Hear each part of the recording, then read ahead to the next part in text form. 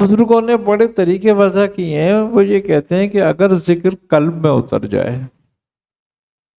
اور تمہارا قلب ذاکر ہو جائے تو تمام سرکولیشن آف بلڈ کہاں سے ہوتا ہے؟ قلب سے ہوتا ہے، اور قلب سے ہو کے گزرتا ہے، اور قلب ہی پورے جسم میں اس کو بھیجتا ہے، خون کو. تو وہ کہتے ہیں کہ وہ خون بھی ذاکر ہو جاتا ہے،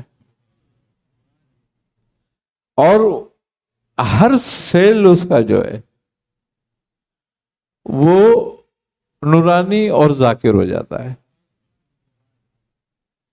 تو جتنی مرتبہ وہ سیلز آپ کے قلب سے گزرتے ہیں اتنا ہی تعداد ذکر کی ہو جاتی ہے.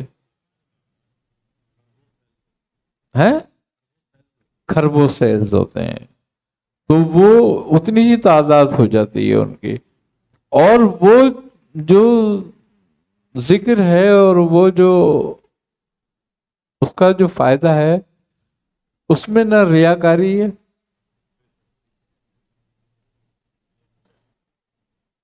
آئی نہ سمجھ میں بات. وہ ریا سے بالکل پاک ہے،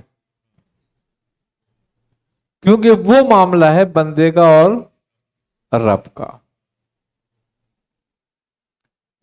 اب بات یہ ہے کہ ہماری ہر چیز زندہ ہے، تو وہ سیلز جو ہیں وہ بھی ہمارے زندہ ہیں، اور ہر زندہ اپنے رب کا ذکر کرتا ہے.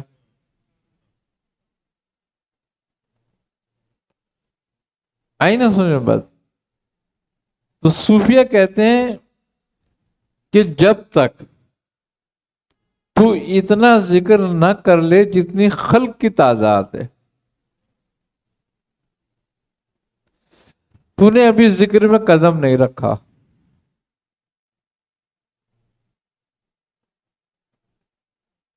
تیری عبادت کچھ عبادت نہیں ہے. پھر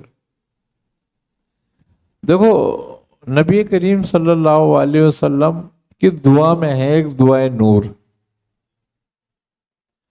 جو اب اکثر فرمایا کرتے تھے کہ اللہ میری زبان کو نورانی کر دے، میرے گوشت کو نورانی کر دے، میرے خون کو نور کر دے، میری ہڈیوں کو نور کر دے.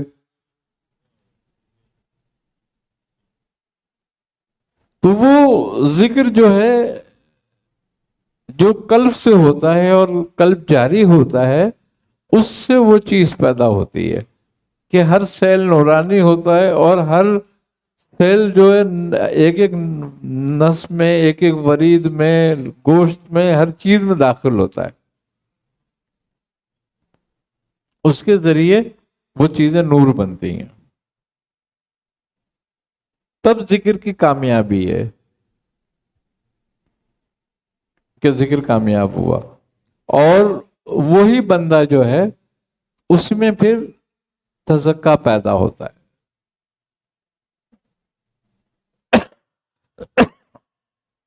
ورنہ نہیں ہوتا. تو اب جب یہ سب کیوں کرایا جاتا ہے؟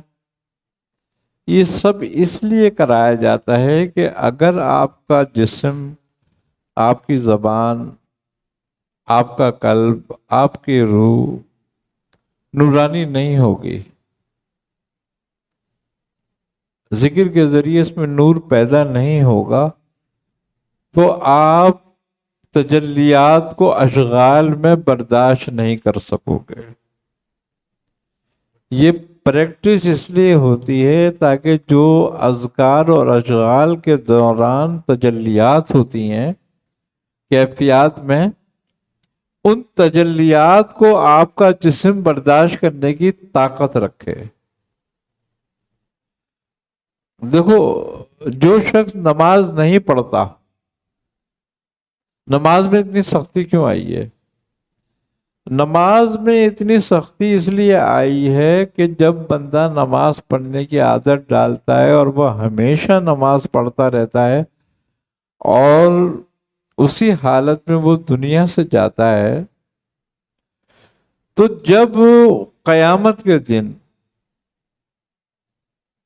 اللہ تبارک و تعالی تجلی فرمائے گا ظاہر ہونے کی، تو نمازی اس کو برداشت کریں گے، بے نمازی منہ کے بل گر پڑیں گے۔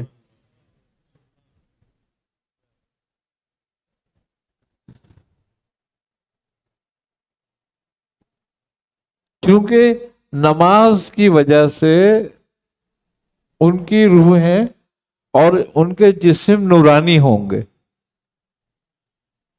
تو وہ اس کو برداشت کر لیں گے، نہیں تو منہ کے بل گر پڑیں گے، اس تجلی سے وہ محروم ہو جائیں گے۔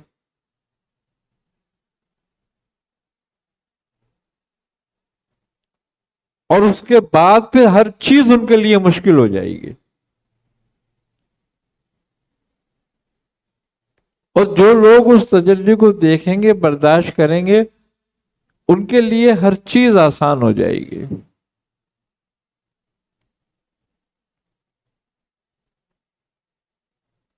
نہیں تو مشکل میں پڑ جائیں گے۔ اسی لیے بزرگان اکرام جو ہے اذکار کو جو ہے زیادہ اہمیت دیتے ہیں۔ وہ کہتے ہیں کہ چلتے پھرتے اٹھتے بیٹھتے جیسے ذکر پاس انفاس ہے، کراتے ہیں نا ذکر پاس انفاس،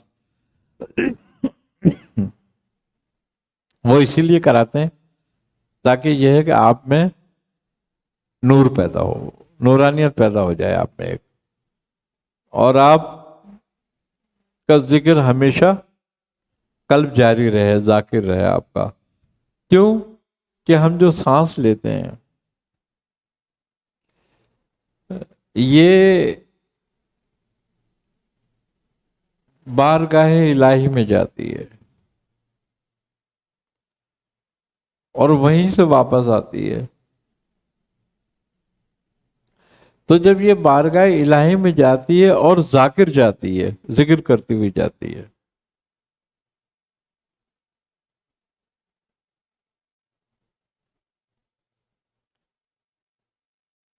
تو رب کریم اس کی طرف نظر رحمت فرماتا ہے۔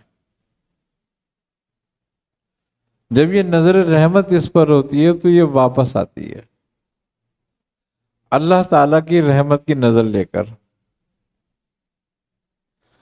اور جب یہ بغیر ذکر کے بارگاہ الہی میں جاتی ہے تو اللہ اس کی طرف نظر رحمت نہیں فرماتا پھر، اور یہ ایسے ہی سرگرداں واپس آتی ہے۔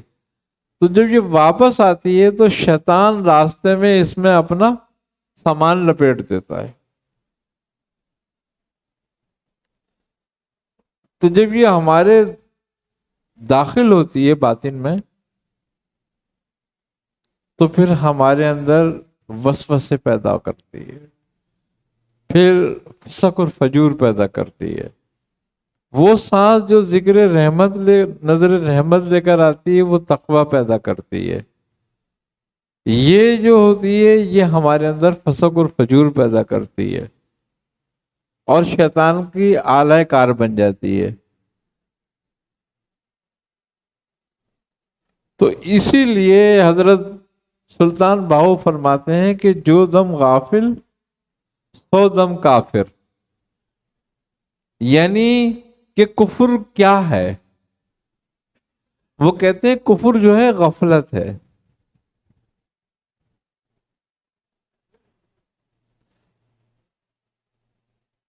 وہ جو کافر مطلق ہے وہ بھی تو غافل ہی ہے نا۔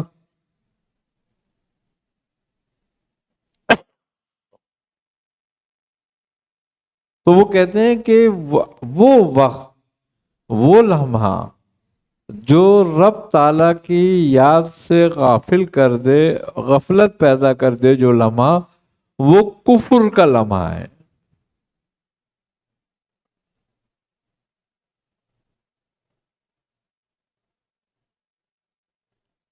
تو اسی لیے وہ کہتے ہیں کہ ذکر پاس انفاس جاری رکھو اپنا۔ نیازی مینو غم کا دا میری نسبت لاسانی کسے دے دین جو بن کے قسم رب دی ترے رہندے جگ جگ جیوے سایہ جگ جگ جیوے سایہ جگ جگ جیوے سایہ جگ جگ جیوے سایہ جگ جگ جیوے جگ جگ جیوے جگ جگ جیوے سایہ سایہ سایہ سایہ سایہ شیخ طارق میرے شیخ المشایخ میرے